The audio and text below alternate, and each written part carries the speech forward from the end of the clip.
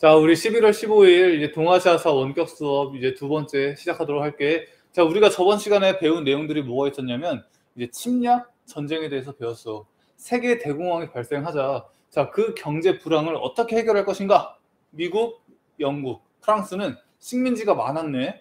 그래서 그 식민지에 빨대 꽂으면서 이제 회복을 했는데, 일본, 독일, 그리고 이탈리아 이런 국가들은 식민지가 많이 없었다. 그래서 식민지가 없으면 어떻게? 만들면 되지. 그래서 침략 전쟁을 펼친 거야. 그 중에서도 이 동아시아에 펼쳐진 침략 전쟁, 즉 일본의 침략 전쟁에 대해서 많이 배웠어. 만주사변을 배웠고, 그 만주사변에 대해서 한중 연맹, 그러니까 한국과 중국이 이제 서로 연합해서 일본에 대항하는, 대일 항전하는 모습을 배웠고, 자, 그리고 이제 중일 전쟁을 배우고, 그리고 2차 대전의 끝까지 우리가 배웠던 거야. 자, 그러면 그렇게 동아시아 지역에 침략 전쟁이 있었을 때, 자, 그 전쟁에서 모두가 가만히 있었냐? 아니라는 거지. 전쟁에 반대하는 사람들도 분명히 있었다라는 거야. 자, 그래서 이번 시간부터는 침략 전쟁의 확대 파트에서 반제와 반전 평화를 위한 연대의 내용에 대해서 한번 배워볼 거야. 반제, 제국주의에 반대한다. 그리고 반전, 전쟁에 반대한다라는 거야. 자, 그래서 어떠한 연대가 있었는지를 보면, 자, 우선 19세기 말에 다 배웠듯이 식민지 쟁탈전, 땅 따먹기 싸움이 있었고, 그 과정 속에서 경쟁하듯이 다른 나라들을 많이 침략하기 시작했다. 자, 그래서 그러한 침략 전쟁을 반대하는 여러 가지 학자들 혹은 인물들이 나오는데, 자, 여기 부분은 약간 어떻게 보면 이해보다는 암기 파트야, 암기 파트. 근데 그 중에서도 우리가 다 외우면 좋겠지만, 우리가 꼭 시험에 나오는 부분만 선택과 집중을 해서 한번 배워보도록 하자. 자, 교토쿠 슈세이라는 사람이 있는데, 자, 이 사람은 러일 전쟁 무렵 당시에 전쟁을 반대했던 사람이다. 우치무라 간조, 얘도 마찬가지다. 자, 그 정도로 알아두고, 정말 중요한 거는 아주 빡치네. 얘가 정말 중요하다. 얘는 연도로도 시기 구분할 때 잘 나오고, 그 다음에 나중에 배울 도시를 묻는 문제에서도 잘 나온다. 왜냐하면 이 단체가 도쿄에서 결성되었기 때문에 도쿄라는 도시가 나오는 문제 혹은 시기를 묻는 문제에서 아주와치네라는 개념이 아주 잘 나온다. 그래서 반드시 알아두어야 하고, 내용을 보면 반제국주의를 목표로 한 동아시아의 최초의 조직이었다 라는 의의가 있고, 자, 그래서 우리나라 사람 중에서도 나중에 대한민국 임시정부의 건국강령의 거의 초안, 이 초안을 이제 작성하는 이제 조성왕이라는 사람이 이제 참여하는 그런 단체였다. 그래, 우리 현민이도 안녕. 자, 그 다음에 안중근. 안중근은 이제 대한민국 사람이라면 다 알아야지. 그치? 이제 1905년에 을사조약에 의해서 통감부가 설치되고, 그 초대 통감으로 온 사람이 이토 히로부미였는데, 이 이토 히로부미를 하얼빈역에서 이제 총으로 쏴서 죽인 사람이 바로 안중근. 그래서 안중근 잘 알아둘 수 있도록 하고, 이 안중근이 이 동양 평화론이라는 걸 주장해. 맨 처음에 안중근은 일본 이 이토 히로부미를 그렇게 나쁘게 보지 않았어. 왜냐면 이 이토 히로부미도 동양의 평화를 위해서 이제 여러 가지 노력을 한다라고 스스로가 주장을 했거든. 그래서 이 이토 히로부미 가만 냅뒀는데, 사실 이 안중근이 생각하는 이 동양 평화론이랑 이토 히로부미가 생각하는 동양 평화론이 좀 달랐어. 안중근은 한중일 이 연합해서 이 서구의 세력을 이제 몰아내야 된다. 그래서 이 동아시아의 평화를 이루어내야 된다라고 주장을 한 반면에, 이토 히로부미는 일본이 중심이 돼서 일본 중심 하에 동아시아사가 하나로 뭉쳐져서 서구에 대항해야 된다. 그 전제 조건으로 일본이 한국을 먹는다. 그 논리로 간 거야. 그래서 이제 안중근이 안 되겠네 하면서 이제 이토 히로부미를 사살했다. 자, 그게 안중근과 관련된 내용이고, 다은이도 왔고, 우리 그래, 우리 지은 공주지? 맞아, 지은 공주 안녕. 그리고 박열. 얘는 이제 우리 영화로 많이 나왔잖아. 그치? 박열이라는 영화에서도 잘 나오듯이 조선 사람 박열, 그리고 일본 사람, 여기 있는 가네코 후미코라는 사람이 이제 이 힘을 합쳐서 일본 내에서 이제 일본 제국주의에 반대하는 이런 운동을 많이 펼쳤다라는 거야. 반제국주의 운동을 펼쳤다. 그 다음에 이제 뭐 여기 보면 무정부주의자라고 나오는데, 무정부주의 이런 거를 아나키즘이라고도 불러. 아나키즘. 정부는 없어야 된다. 정부란 무엇인가? 정부는 개개인의 국민의 삶을 억압하는 권력의 중심체다. 그렇기 때문에 이 정부가 있어서는 사람이 행복하게 살 수가 없는 거야. 그래서 무정부주의를 주장한 사람들이 이제 아나키즘이라고도 부르는데, 이 사람들이 이제 모여서 연맹이라는 단체를 만든 거야. 그리고 이제 일본 반제 운동, 그래서 이제 일본 내에서도 이제 일본의 제국주의 타도를 위한 한일 공동 투쟁을 강조한 이런 동맹들이 있었고, 심지어는 일본 병사들 사이에서도 전쟁 그만해야 된다라고 강조한 그런 내용들이 맨 밑에 있는 거야. 일본 병사 반전 동맹. 그래서 특히 이 중일전쟁 이후에 중국군의 포로가 된 일본군 중심으로 이제 결성이 되었고, 일본군한테 전쟁하지 말자, 그리고 탈영하자, 이런 이제 이야기를 퍼뜨린 사람들이 이 사람들이다. 그래서 이 침략 전쟁의 확대에 대해서 많은 반대하는 사람들 혹은 단체들이 있었는데, 이 중에서도 우리가 반드시 알아두어야 할 부분은 아주 화친해라는 거야. 여기 파트에서 하나만 꼽아라. 아주 화친해. 그 다음에 등장하는 사람은 뭐 안중근, 박열, 요 정도 이제 많이 나와. 빈도수로만 보면. 그래서 잘 알아둘 수 있도록 하고, 그 다음에 이제 아나키즘, 무정부주의의 내용이 나오는데, 우리나라의 대표적인 무정부주의자로는 이제 신채호를 우리가 꼽을 수 있어.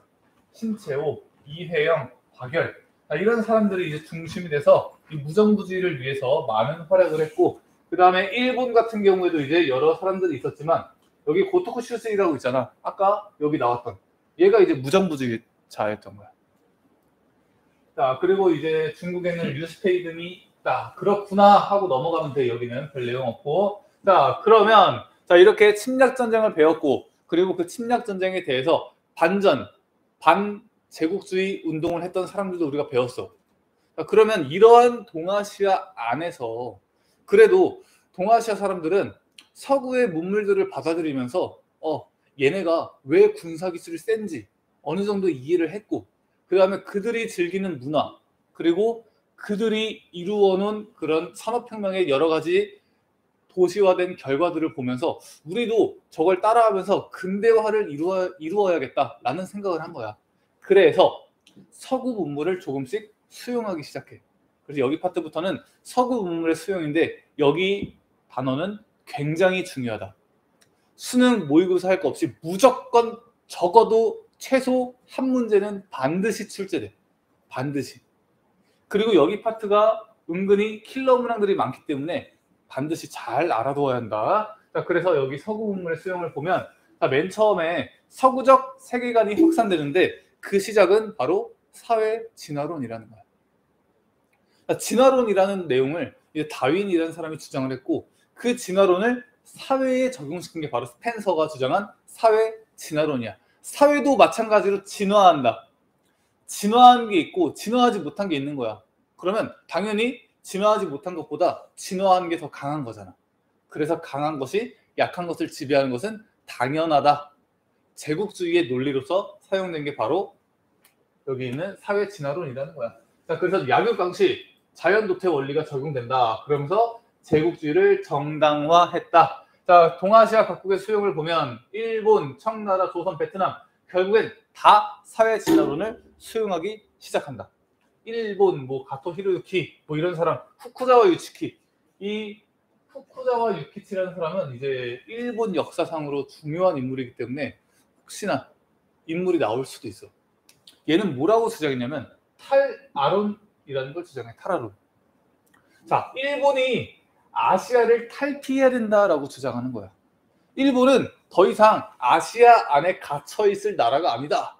우리 일본은 정말 강력한 국가야. 그렇기 때문에 아시아로부터 탈피해서 아시아 지역을 지배하고 그 힘으로 서구 세력과 맞먹어야 된다라고 주장하는 게 후쿠자와 유키치의 탈아론이라는 거야. 우리나라에 10,000원짜리의 세종대왕 있잖아. 정말 중요한 인물이기 때문에 10,000원짜리, 50,000원짜리 나오기 전에, 혹은 지금 5만원짜리가 나왔어도 가장 많이 사용되는 지폐가 10,000원짜리잖아. 그 10,000원짜리에 세종대왕이 있다고. 왜? 그만큼 우리 역사에서 세종대왕이 중요한 자리를 차지하고 있는 거야. 자, 그와 마찬가지로 일본의 10,000원권에는 이 후쿠자와 유키치라는 사람이 그려져 있어. 그만큼 이 사람은 일본의 교육계에서 정말 유명한 사람인데 그 사람이 탈아론이라는 걸 주장했다는 거야. 즉 사회 진화론에 맞게 우리 일본은 아시아의 다른 나라보다 서구 문물을 더 빨리 받아들였고 그 결과 더 진화를 빨리 했다. 그러니까 아직 진화 못한 조선, 청나라 우리가 다스릴 수 있다. 아시아로부터 탈피를 함으로써. 그게 탈아론 내용이고, 자 청나라 같은 경우에는 양치차오, 이제 양계초라고 부르지. 사회진화론의 영향을 받아서 우리도 이제 서구의 문물을 받아들여서 발전해야 된다. 우리는 지금 미개하다. 하지만 지금 저기 산업혁명 이후에 많이 발전된 저 서구 세력은 이제 문명화되어 있다. 우리도 문명화해야 된다. 어떻게? 서구 세력의 문물을 많이 받아들임으로써 제도적 차원까지 그것을 연결시킨 게 변법 자강 운동이라는 거야. 자 그리고 옌프라는 사람은 1898년 99였나? 헷갈린다. 1899로 하자. 어차피 1년 차이니까. 자, 옌프라는 사람이 이 시기 때 천년론이라는 걸 출간해. 천년론 하니까 이제 뭐 천연두와 관련된 얘기인가? 라고 이제 오해할 수 있는데 요거는 이제 뭐 하늘천에 이제 뭐 흘러갈 연, 철연자 그런 한자를 쓰는데 진화론이라는 게 가만히 있다가 이제 우연적으로 이제 무언가 이제 작용에 의해서 뭔가 진화되고 자연스럽게 되는 그런 거잖아. 저절로. 이것도 마찬가지야. 하늘 저절로 란 뜻으로 이제 진화론이라는 책을, 진화론이란 책은 아닌데 진화론이랑 관련된 책을 이제 번역해서 쓴 거야. 그게 옌프의 천연론이라는 건데 이것도 내가 왜 얘기하냐면 청나라를 물어볼 때도 잘 나오고 그 다음에 시기를 물어볼 때도 잘 나와.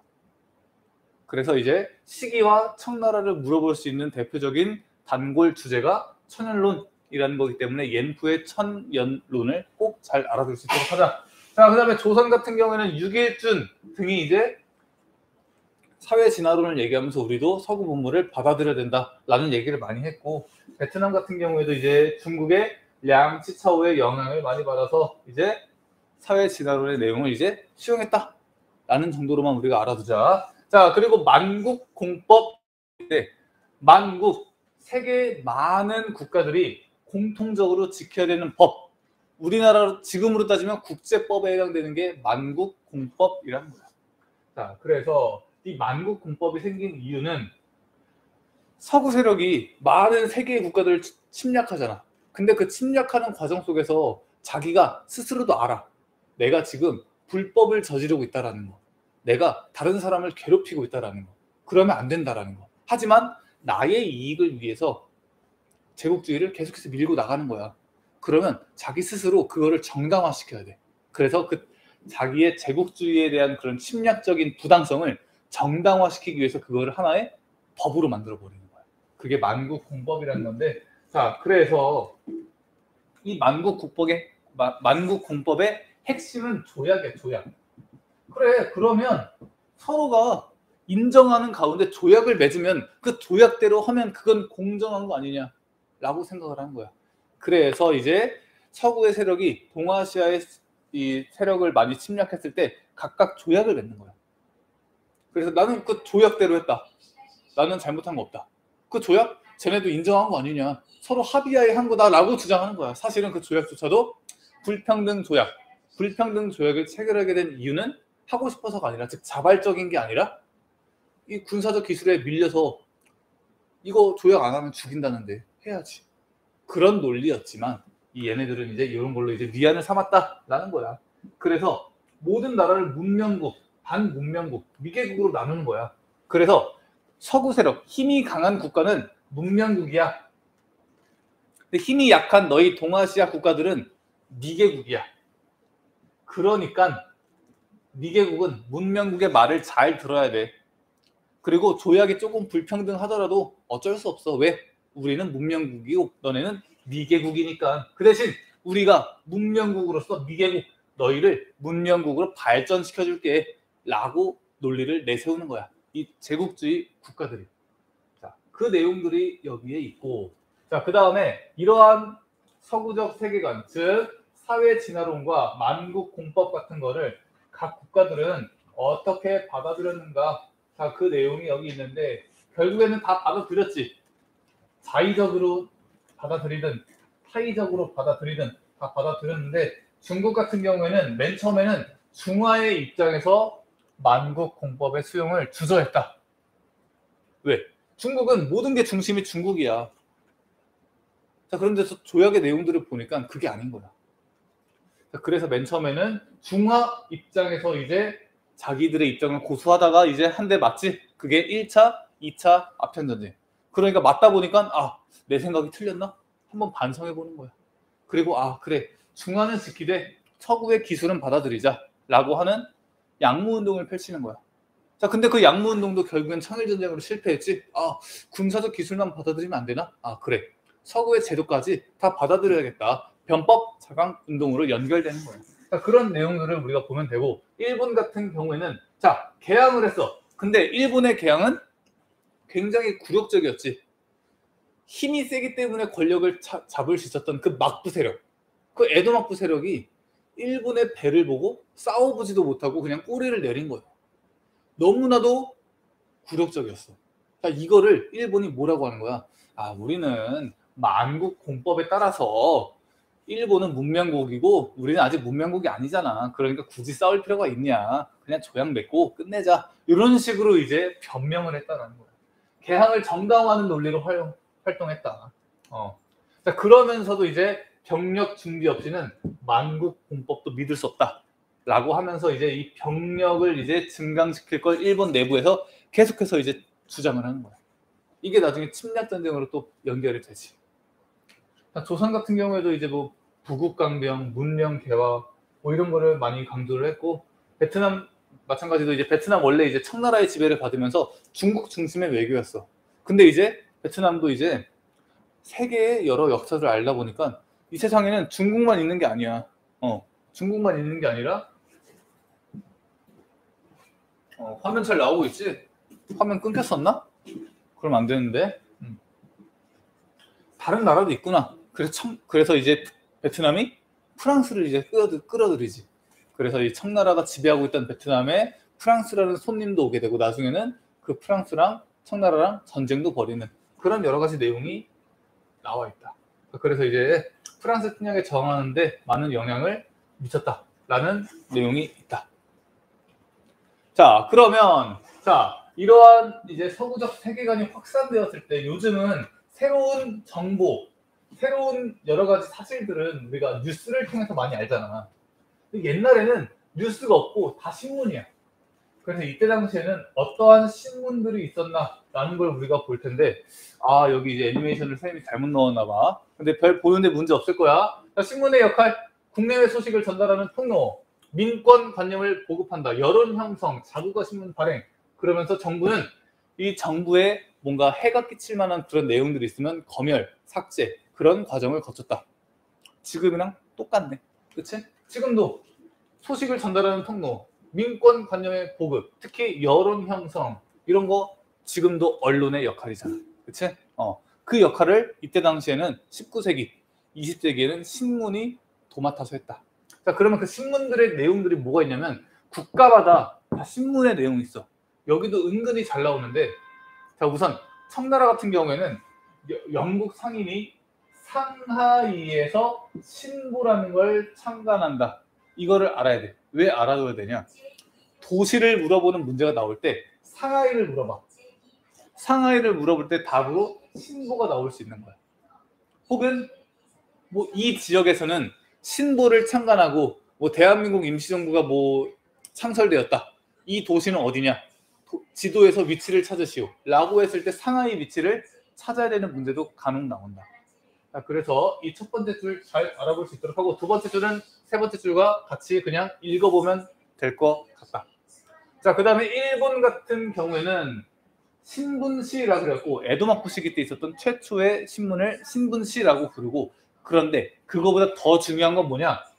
자, 요코하마 마이니치 신문이라는 거야.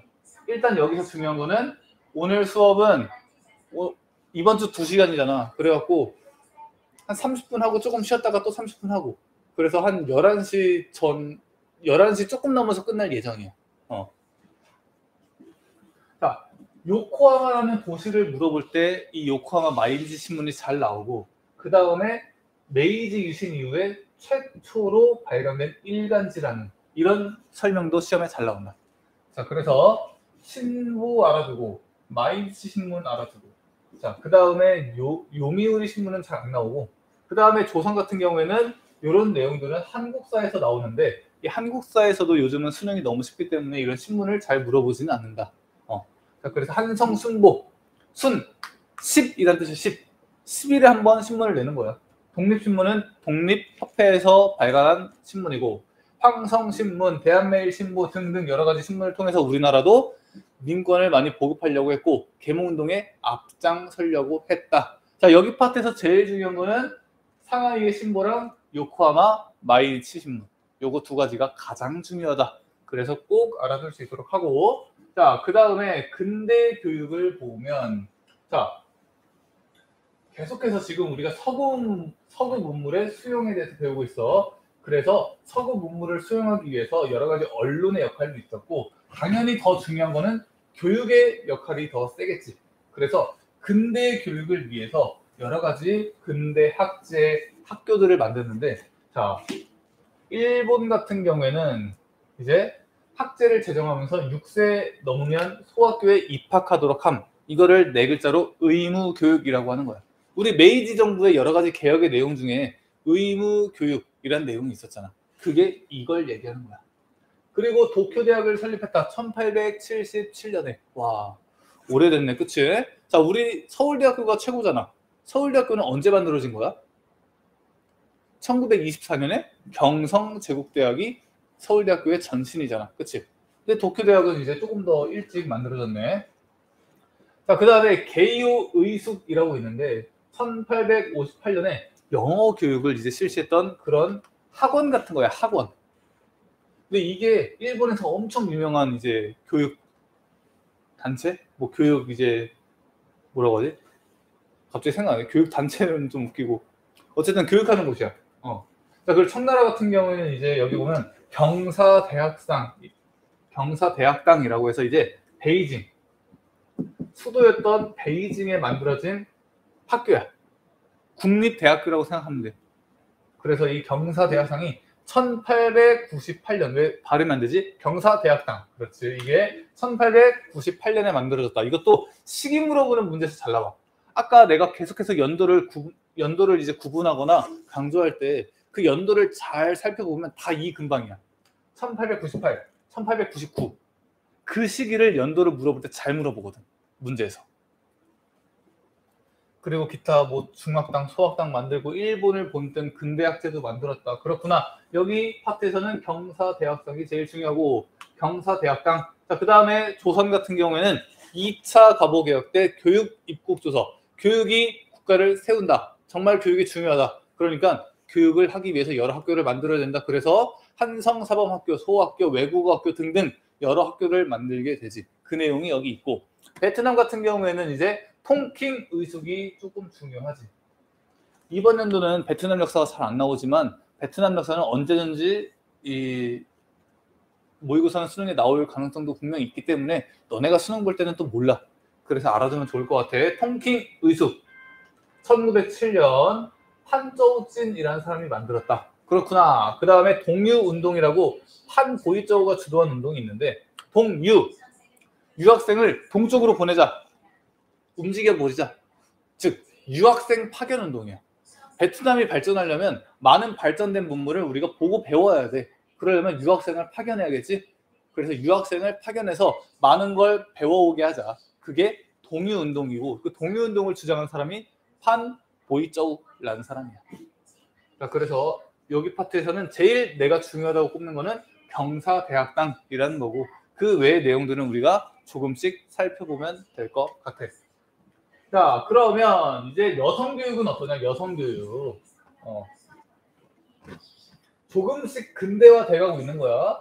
그러면 여성의 권한도 조금씩 이제 다시 위로 올라와야지. 전통적으로 아시아 지역에서는 성리학의 영향으로 인해서 남자와 여자는 똑같은 인간이지만 그 성별이 다르다라는 이유로 많은 차별을 받았어.